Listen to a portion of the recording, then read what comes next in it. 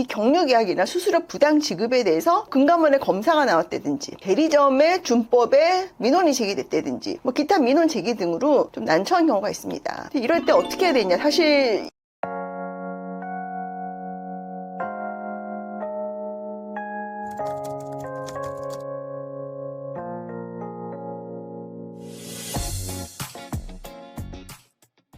안녕하세요, 최혜원 변호사입니다. 오늘은 경유계약이랑 수수료 부당 지급에 대해서 좀 말씀드리려고 해요. 보험 설계사나 보험 대리점, 보험회사에 근무하시는 분은 경유계약이랑 수수료 부당 지급이 뭔지는 잘 아시죠? 경유계약이라는 거는 쉽게 말씀드리면 실제 모집한 사람과 보험증권상 아니면 내부적으로 모집한 설계사 이름이 다른 경우예요. 실제 모집은 A가 했는데 형식상 모집에는 B로 되는 거예요. 그럼 왜 이런 경유계약이 발생을 하냐? 사실 여러 이유가 있습니다. 실제 모집한 사람이 세금을 회피하기 위해서 이런 경우도 있고 보험 설계사 코드에 문제가 있어서 이런 경우도 있고 다양한 이유가 있습니다. 하지만 이렇게 경유계약이 되면은 모집 질서가 불건전해지고 결과적으로 소비자에게 해당 보험계약이 잘 관리가 안 돼요. 그렇기 때문에 보험업법은 엄격하게 경유계약을 금지하고 있습니다. 그 다음에 수수료 부당 지급, 이 부분에 대해서 좀 말씀드리겠습니다. 이 수수료 부당 지급은 보험 모집과 관련해서 수수료를 모집하지 않은 사람한테 주면 안 돼요. 일종의 리베이트 같은 거죠. 근데 이거는 보험 설계사뿐이 아니라 모든 업종이 그렇습니다. 영업, 소위 말해서 소개를 하거나 이랬다고 해서 그 소개해준 사람한테 수수료를 주는 거를 금지를 해요. 이거는 변호사도 그렇고 의사도 그렇고 보험 설계사도 동일하게 수수료를 모집하지 않고 소개를 했다고 주면 안 됩니다. 물론 예외가 있긴 합니다. 근데 오늘은 그 예외에 대해서 말씀드리려는 건 아니고요. 그래서 이러한 경유계약과 수수료 부당 지급에 대해서는 아주 정기적으로 금감원에서 검사를 하고 또 제재를 엄하게 하고요. 그런 경우가 있습니다. 그래서 이런 부분에 대해서는 우리 보험 모집에 종사하시는 분들은 절대 해서는 안 되는 행동이고요. 그런데 만일 이 경유계약이나 수수료 부당 지급에 대해서 뭐 금감원의 검사가 나왔다든지 아니면은 대리점의 준법에 민원이 제기됐다든지 뭐 기타 민원 제기 등으로 좀 난처한 경우가 있습니다. 이럴 때 어떻게 해야 되냐, 사실 이럴 때 대응을 하는 거에 대해서는 변호사의 도움을 받겠다는 생각하시는 분들이 별로 없어요. 큰 대리점이나 보험회사는 당연히 변호사 도움을 받지만 좀 작은 보험 대리점이나 개별적으로 활동하시는 분들은 이걸 변호사 도움을 받는다는 생각 못 하시는데, 일단 제가 드릴 수 있는 조언은 도움을 받으시는 게 좋아요. 물론 이쪽을 잘 아시는 변호사가 많지는 않아요. 그리고 내가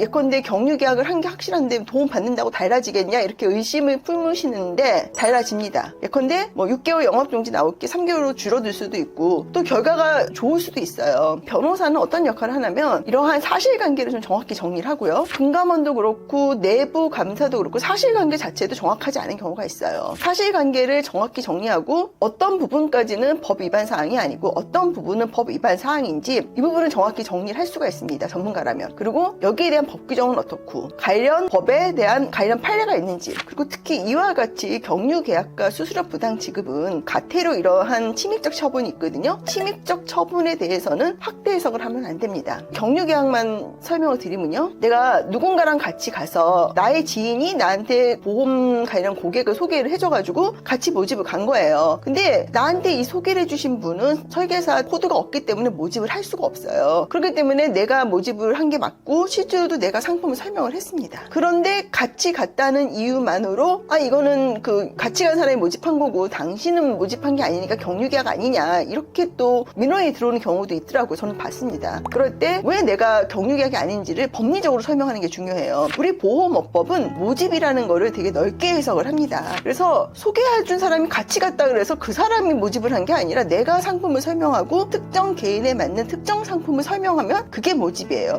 같이 공동 모집도 가능하고요. 그게 모집인 거지, 그냥 뭐 누군가랑 소개를 받았고 소개받은 사람이 같이 갔는데 이 소개받은 사람이 보험 설계사 코드가 없기 때문에 그 코드를 사용할 수 없으니까 너의 코드를 쓴 게 아니냐, 그러니까 경유계약이 아니냐, 이렇게 주장을 하는 경우가 있는데 절대 그렇지 않습니다. 내가 누군가의 소개를 받아서 같이 간 거랑은 상관없이 내가 제대로 설명을 하고 특정 고객한테 특정 상품을 설명을 했다 그러면 그건 내가 모집을 한 게 맞습니다. 그렇기 때문에 경유계약은 아니고요. 또 돈거래도 그렇습니다. 이 설계사들 간의 돈거래를 경유계약의 한 증표를 보는데 그게 팩트인 경우도 있습니다. 그런 경우는 어쩔 수가 없는데요. 그게 팩트가 아닌 경우도 있거든요. 뭐 서로 좀 돈을 주고받는 거는 개인의 사적인 영역이라고 저는 봐요. 그렇기 때문에 단순히 뭐 설계사 간의 돈거래가 있다고 경유계약으로 의심받고 이거는 적절하지 않습니다. 어쨌든 경유계약이나 이 수수료 부당지급, 뭐 승한 등등 이 영업에서 일어날 수 있는 그런 행위로 본인이 좀 어렵게 되는 경우는 꼭 전문가의 도움을 받으시라는 그런 조언을 드리겠습니다. 네, 감사합니다.